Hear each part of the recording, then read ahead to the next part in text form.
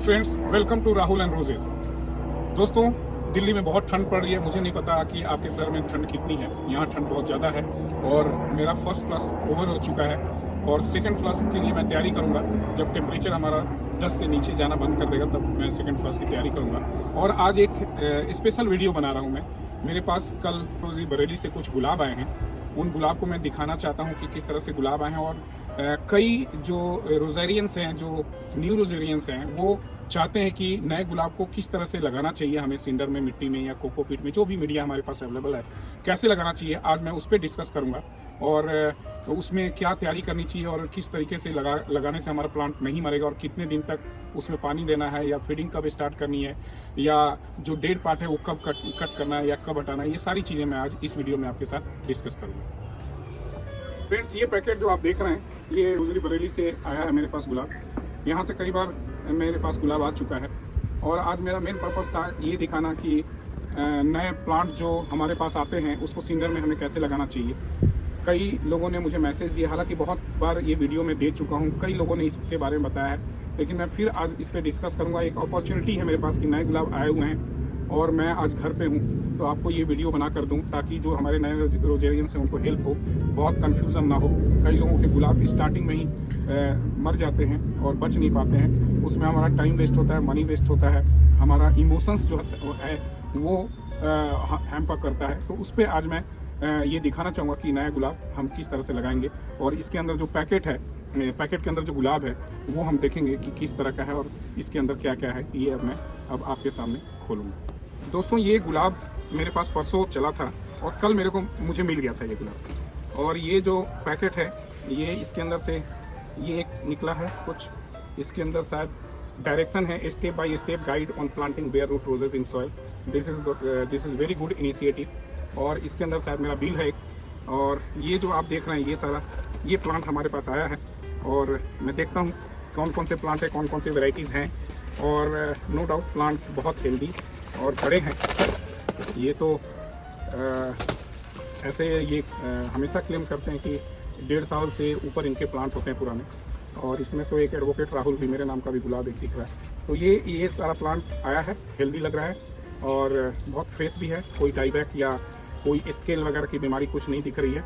आज हम देखते हैं इसके अंदर कौन कौन से वेराइटीज़ है और इसको कैसे लगाना है, या आज आपके सामने लगाऊंगा। और इसके अंदर जो आया है हमारे पास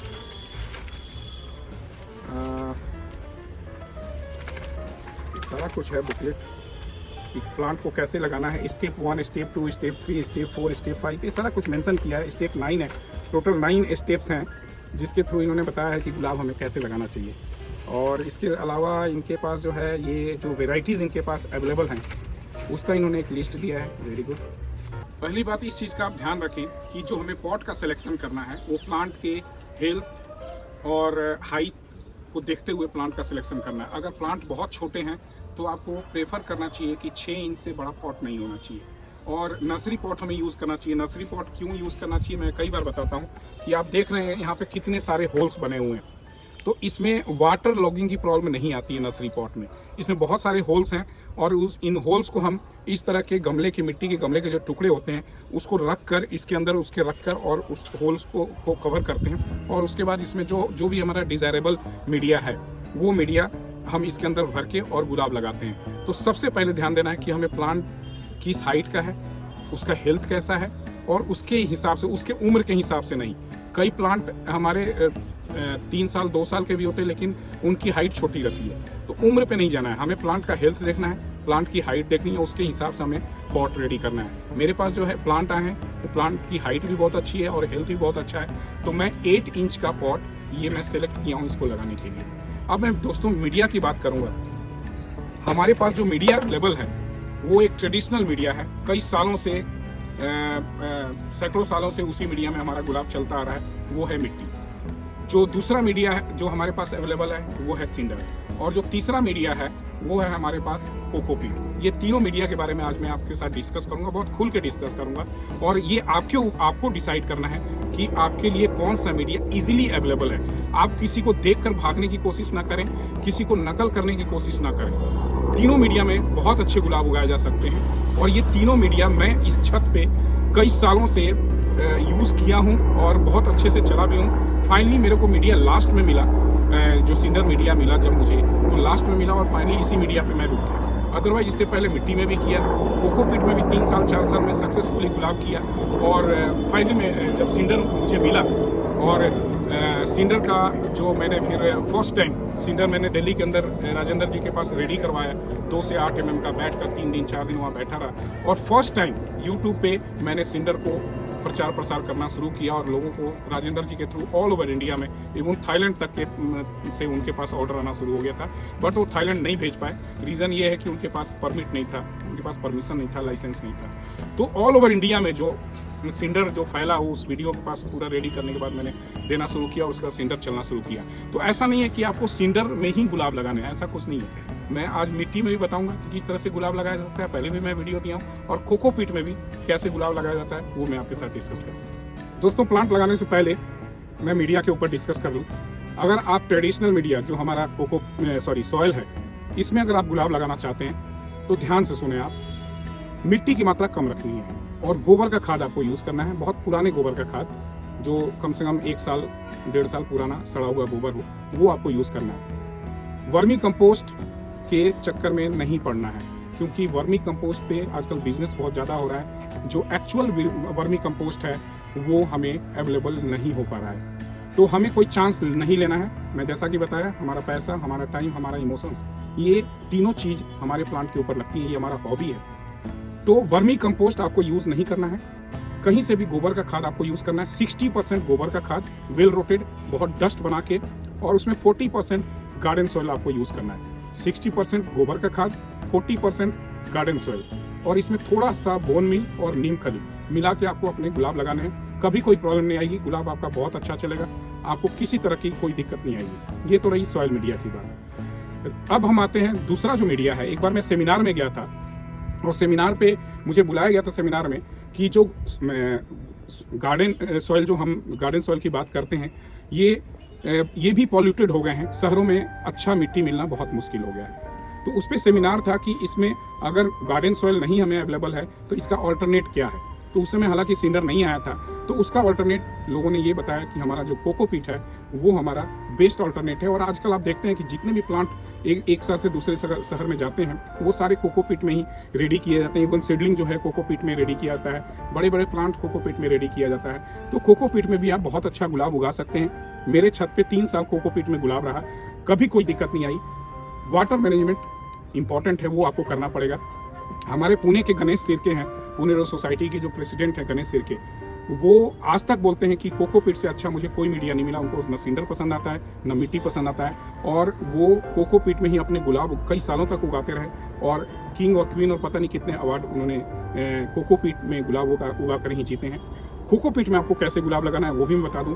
कोकोपीट लो ईसी का कोकोपीट आपको लेना है, हाई ईसी कोकोपीट नहीं लेना है। अब लो ईसी कोकोपीट क्या होता है और हाई ईसी कोकोपीट क्या होता है, ये मैं आपको बता देता हूँ। लो ईसी कोकोपीट और हाई ईसी कोकोपीट, आपको सबको पता है कि जो कोकोपीट होते हैं वो कोस्टल एरिया में रेडी किए जाते हैं, तैयार किए जाते हैं। और जो नारियल होता है वो समुद्र के किनारे बहुत ज़्यादा होता है, क्योंकि सॉल्टी वाटर होता है और नारियल के प्लांट को सॉल्ट पसंद है, इसलिए सॉल्टी वाटर में के आसपास ये हमारा जो नारियल है ये उगाए जाते हैं। तो वहाँ पे क्या होता है कि जब नारियल को काट कर वो पानी में डाल दिया जाता है सड़ने गलने के लिए, और जितने दिन तक वो पानी में पड़ा रहता है वो सॉल्ट को एब्जॉर्ब करता रहता है और फाइनली उसका ब्रिक बनाकर और हमारे घरों तक पहुँचाया जाता है। तो उसके अंदर जितना ज़्यादा सॉल्ट होगा उतना ज़्यादा उसका ईसी हाई होगा, यानी कि सॉल्ट उसके अंदर बहुत ज़्यादा रहेगा। तो उस केस में क्या होता है कि जब आप प्लांट लगाएंगे तो वो जो सॉल्ट है वो प्लांट को पानी देने के बजाय प्लांट से पानी लेना, खींचना शुरू करता है और फाइनली हमारा प्लांट मर जाता है। तो जब भी आप कोकोपीट लें, इसमें भी बिजनेस हो रहा है, हाई ईसी और लो ईसी, कम पैसा और ज़्यादा पैसा करके बहुत दुकानों में बिक रहा है। तो बेहतर ये कि अगर लो ईसी कोकोपीट भी लेते हैं या हाई ईसी कोकोपीट भी लेते हैं तो कम से कम 4 या 5 पानी में अपने गार्डन में लाकर, अपने घर में लाकर उसको धोना है, खोल देना है, फैला देना है, पानी से 2 बार 4 बार 5 बार 10 बार पाइप मारकर धोना है। और जब आपको लग जाए कि हाँ ये पूरा इसमें का अब नमक निकल गया होगा, तब उसको अपने गुलाब के लिए या किसी भी प्लांट के लिए आपको यूज़ करना है। उसमें भी आपको वर्मी कंपोस्ट या गोबर का खाद कुछ भी नहीं मिलाना है, अदरवाइज और मॉइस्चर वो मेंटेन करना शुरू करेगा, होल्ड करना शुरू कर देगा और आपके प्लांट में प्रॉब्लम आ जाएगी। तो उसके अंदर भी आपको बोन मील और नीम खली, बस यही 2 चीज़ मिलानी है। और कोरा कोकोपीट के अंदर अपने गुलाब को लगाना है। लगाने का जो तरीका मैं अभी बताऊंगा वही रहेगा, कोई डिफरेंट नहीं है, बस मीडिया अलग अलग हो जाएगा। एक शंकर माने हैं, सोलापुर में रहते हैं, मैंने उनका वीडियो भी आप लोगों के साथ बनाकर शेयर किया था। पुणे रोज सोसाइटी में जब मैं एज ए चीफ गेस्ट वहाँ गया था तो वो आकर मुझसे मिले थे और उन्होंने यही कहा था कि सर मैं अपने गाँव का राहुल कुमार हूँ। तो मुझे जानकर बड़ा अच्छा लगा और वो सक्सेसफुली कोकोपीट में ही अपने गुलाब उगा रहे हैं। और कहते हैं कि उनके छत पे हर महीने 250-300 लोग आते हैं, गुलाब देखते हैं। वो ऑटो चालक हैं, ऑटो के पीछे भी उन्होंने लिखवा लिया है कि अगर गुलाब उगाना सीखना है तो मुझसे कांटेक्ट करें, अपना कांटेक्ट नंबर भी दे दिया है। उनकी वाइफ से भी मिला, उनकी वाइफ ने ये कहा कि सर आपकी वजह से ये शराब वगैरह पीना भी छोड़ दिया इन्होंने और मैं बहुत खुश हूँ। तो बहुत अच्छा लगता है। एनीवे, मैं ये कहना चाह रहा हूँ कि वहाँ पे कोकोपीट में वो सोलापुर में बहुत अच्छा गुलाब उगा रहे हैं और बहुत सक्सेसफुल, बहुत अच्छे से उगा रहे हैं। उनका जो लिंक है वो मैं आपके साथ शेयर कर दूंगा अपने डिस्क्रिप्शन में, वो आप वीडियो आप देख सकते हैं। तो कोकोपीट में भी आपको बता दिया मैंने गुलाब कैसे आपको लगाना है, सॉइल में भी बता दिया गुलाब आपको कैसे लगाना है। अब सिंडर की बारी है, ये अब सिंडर में बता रहा हूँ। अगर आप दोस्त ये कहते हैं कि क्या रीज़न है कि सिंडर में गुलाब सक्सेसफुल हो गया, हमारे मिट्टी में या कोकोपीट में उतना सक्सेसफुल नहीं हो पाया, मैं हर बार हर वीडियो में एक ही बात कहता हूँ और 20 सालों से जो मैंने सीखा है वो एक ही चीज़ सीखा है, वाटर मैनेजमेंट, पानी। गुलाब सारा खेल पानी का है। अच्छे पानी दें। अगर लो टीडीएस पानी दे रहे हैं, हाई टीडीएस का वाटर है तो आरओ लगाकर उसको लो टीडीएस में ले आएं। अच्छे पानी दें अपने गुलाब को, लो टीडीएस का पानी दें और पानी को मैनेज करें। सॉइल मीडिया में पानी मैनेज करना थोड़ा मुश्किल होता है, कोकोपीट में भी पानी मैनेज करना थोड़ा मुश्किल होता है। अगर सॉइल मीडिया और कोकोपीट में आप पानी मैनेजमेंट सीख गए, वाटर मैनेजमेंट सीख गए, तो उसमें भी उतने ही अच्छे गुलाब होंगे जितने सिंडर में होते हैं। सिंडर में वाटर मैनेजमेंट की कोई प्रॉब्लम नहीं आती है। आप जितना भी पानी डालते हैं वो जितनी उसकी कैपेसिटी है होल्ड करता है, बाकी सारा पानी निकल जाता है। यस, अगर रूट कॉयल हो जाता है तो उसमें भी सिंडर मीडिया में भी आपको वाटर मैनेजमेंट करनी पड़ेगी। आपको उतना ही पानी देना पड़ेगा जितने की उसको जरूरत है, क्योंकि रूट कॉयल हो जाता है तो पानी पूरा नीचे से अच्छी तरह नहीं निकल पाता है। तो सारा खेल पानी का है। अगर वाटर मैनेजमेंट सीख गए तो क्या कोकोपीट मीडिया, क्या सॉइल मीडिया और क्या सिंडर मीडिया, हर जगह हर मीडिया में आप बहुत ही अच्छा गुलाब उगा सकते हैं। अब हम कोकोपीट में कैसे गुलाब लगाना है इस पे हम डिस्कस करेंगे। सबसे पहले तो जो हमारे पास गुलाब आया है इसको मैंने पानी में आधे 1 घंटे के लिए छोड़ दिया। इसके अंदर इस पानी में मैंने क्या मिलाया है, पोटेशियम ह्यूमेट थोड़ा सा मिलाएंगे और हल्का बिल्कुल थोड़ा इसमें फंगीसाइड हम इसमें ऐड कर सकते हैं। तो पोटेशियम ह्यूमेट और थोड़ा फंगीसाइड मिलाकर इसके अंदर मैंने सारे प्लांट को डुबो कर रख दिया। गर्मी का टाइम में अगर आप लगा रहे हैं जब टेम्परेचर बहुत ज़्यादा हाई है तो आप 1 घंटे तक भी रख सकते हैं, अदरवाइज 15-20 मिनट बाद, अभी जो मौसम है इसमें 15-20 मिनट तक ये रेडी हो जाता है हमारे लगाने के लिए। और ये जो 8 इंच का पॉट मैंने लिया है मैं दिखाना चाहूँगा। इसके अंदर सारा जो है जो होल्स हैं वो सारा मैंने भर दिया है, फिलअप कर दिया है और बंद कर दिया है। और इसके अंदर ये जो आप देख रहे हैं सिंडर मीडिया, इसके अंदर डस्ट बिल्कुल मैंने खत्म कर दिया, डस्ट नहीं है। और इसके अंदर कुछ भी नहीं मिलाना है, ना बोन मिल मिलाना है, ना नीम खली मिलाना है, ना वर्मी कंपोस्ट मिलाना है, ना गोबर का खाद मिलाना है, कुछ भी नहीं मिलाना है। और आपको ये आप एज इट इज जो है आप लगाएंगे, इसके अंदर कुछ भी मैंने नहीं मिलाया है। बस ये है ध्यान रखना कि इसके अंदर डस्ट नहीं होना चाहिए सिंडर के अंदर। अगर डस्ट होगा तो वो गड़बड़ है, रूट के आसपास चोक करेगा या नीचे जाकर चोक करेगा, वो ठीक नहीं होता है। आपको डस्ट हटा दीजिए। कई लोग प्रेफर करते हैं वास्ट सिंडर, तो आप लगा सकते हैं वास्ट सिंडर में, लेकिन मैं सजेस्ट करूंगा कि थोड़ा बहुत डस्ट होना चाहिए। वो आप जो जाली होती है उससे हटा सकते हैं, या 10 mm की एक जाली आती है, उससे आप चल के अपना सारा डस्ट निकाल सकते हैं। और ये जो प्लांट आया है मेरे पास ये मैं लगा रहा हूँ और कोशिश करना है कि ये जो ग्राफ्टिंग नोड है, ये हमारा ग्राफ्टिंग नोड है। इस ग्राफ्टिंग नोड तक हम कोशिश करेंगे कि यहाँ तक हम लगा दें। अगर नहीं आपके पास जगह बच पाता है तो आप ऊपर तक भी लगा सकते हैं, लेकिन जब फाइनली आप बड़े पॉट में अगर आप इसको जब भी शिफ्ट करेंगे 6 महीना या 1 साल के बाद, तो आप कोशिश करें कि जो हमारा ग्राफ्टिंग नोड है ये टच करता रहे हमारे इस सरफेस को, सिंडर के सरफेस को। तो इसके अंदर, और दूसरी बात एक चीज़ और मैं बताऊंगा कि ये जो रूट हैं ये कई बार जब हमारे पास आते हैं तो बहुत क्वाइल्ड होते हैं, तो वो रूट को खोल देना, आपको सारे रूट को खोल देना है और खोल कर आपको लगाना है। ऐसा नहीं कि सारे रूट ऐसे फंसे पड़े हैं और हमने लगा दिया, तो वो रूट को प्रॉपर हवा नहीं मिलता है, ऑक्सीजन नहीं मिलता है और फाइनली प्लांट हमारा डेड हो जाता है। तो आप कोशिश करें कि इसको रूट को पूरा खोल दिया करें। और खोलने के बाद कई बार ये होता है कि ये रूट आसपास होता है और बीच का जगह खाली होता है, तो वैसे में आप क्या करें कि थोड़ा सा इसके अंदर थोड़ा हीप बना लें, बीच में खड़ा कर लें सॉइल सिंडर को और फिर उसके ऊपर रखें। तो ये जैसा कि मैं आपको दिखा रहा हूँ, ये देखें ये आसपास ज़्यादा, ये मैंने थोड़ा सा बीच में हीप कर लिया और हीप करके इसके ऊपर रख दिया। ये आप देखिए कि रूट इसके आसपास चारों तरफ ही फैल गया है। ये रूट फैल गया। अब उसके बाद हम इसको इसके अंदर ये जो हमारा मीडिया है, सिंडर मीडिया, इसको मैं डाल रहा हूँ, लगा रहा हूँ। ये सारा भर दिया हमने और थोड़ा लगाने के बाद थोड़ा बहुत हल्का बहुत ऐसे थोड़ा आप सेक करेंगे तो रूट के आसपास जितना है वो सारा सेट हो जाएगा सिंडर जाकर। और इस तरीके से आपको वापस सिंडर भर देना है। जो साइड में है उसको थोड़ा थोड़ा आपको हल्का हल्का, जब भी आप बड़े पॉट में रिसीव करते हैं तो साइड से थोड़ा थोड़ा इसको प्रेस कर देना। इसी से साइड से प्रेस करना, बीच में नहीं तो बीच में रूट टूटने का चांस ज़्यादा होता है। तो ये हमारा प्लांट लग गया। इसमें बहुत ज़्यादा कोई रॉकेट साइंस नहीं है, कॉमन सेंस की बात है। और ये हमारा प्लांट इसमें रेडी हो गया। अब ये हमने इसको लगा दिया। अब इसमें करना क्या है कि कम से कम 15 दिन तक सिर्फ वाटरिंग और सावरिंग करनी है और कुछ नहीं करना है। कोई फीडिंग नहीं, कोई कुछ भी नहीं करना है। 15 दिन तक आपको सिर्फ वाटरिंग और सावरिंग करना है।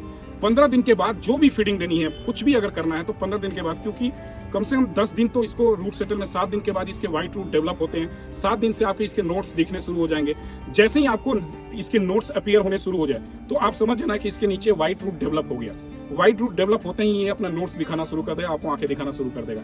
जब आपको आंखें दिखाना शुरू कर देगा तो इट मीन्स की समझ जाना कि अब इसको हमें जो भी फीडिंग देनी है, जो भी खाना है देना है, वो देना है। दूसरी बात, आपको जो भी इसके ऊपर अगर डेड पार्ट है, कुछ भी हो सकता है, स्टेम डेड होना शुरू हो जाए, पीला पड़ना शुरू हो जाए। आप कई लोग पूछते हैं सर नीचे स्टेम डेड होता जा रहा है। आपको 10 दिन 15 दिन तक कैंची नहीं लगाना है प्लांट के अंदर, छोड़ दें। चाहे जितना भी डेड होता जा रहा है छोड़ दें, बिल्कुल कैंची नहीं लगानी है। जो पत्ते हैं वो पत्ते आप रिमूव कर दें, जो पत्ते सूख गए हैं वो हटा देने, हरे पत्ते जो हैं वो भी नहीं हटाने। अगर पत्ते डेड हैं तो हटाना है, अगर पत्ते हरे हैं तो उसी पे छोड़ देना है। यानी कि जिस कंडीशन में है आपको प्लांट उसी कंडीशन में 10 से 15 दिनों तक छोड़ देना है। सिर्फ वाटरिंग और सावरिंग करनी है, मॉइस्चर मेंटेन करना है। 15 दिन के बाद जो फीडिंग है वो आपको स्टार्ट करनी है। और वो फीडिंग क्या देनी है मैं नेक्स्ट वीडियो में आपके साथ डिस्कस करूंगा, अदरवाइज ये वीडियो बहुत लंबी बन जाएगी। और कई हमारे जो व्यूअर्स होते हैं उसके बाद हमें डांटते हैं कि सर आप इतनी लंबी वीडियो क्यों बना देते हैं। तो इन एनी वे, लेकिन कई व्यूअर्स को पसंद भी आता है कि सर आप पूरा डिटेल में अच्छा समझाते हैं, तो सबका ध्यान मुझे रखना पड़ता है। तो ये आपका प्लांट रेडी हो गया। अब इसमें सिर्फ वाटरिंग और सावरिंग दूंगा। अभी जो मौसम है, इस मौसम में मेरे को छाया में रखने की जरूरत नहीं है, मैं कहीं भी इसको धूप में भी रख सकता हूं। मैं अगर आप कुछ प्रिकॉशंस लेना चाहते हैं तो 1 या 2 दिन के लिए छाया में आप रख दें, अदरवाइज आप इसको धूप में रखें, वाटरिंग सावरिंग देते रहें। मैं इसको धूप में रखूंगा, मौसम बहुत अच्छा है, ठंडा बहुत है, तो वाटरिंग सावरिंग देता रहूंगा। और जैसे ही इसमें नोट्स वगैरह दिखेंगे, आंखें दिखेंगी, मैं फीडिंग स्टार्ट करूंगा। अगले वीडियो में आपके साथ में डिस्कस करूंगा कि इसमें क्या आपको फीडिंग देनी है, कैसे फीडिंग देनी है। तब तक आप स्वस्थ रहें, सुखी रहें, कीप ब्लेसिंग्स।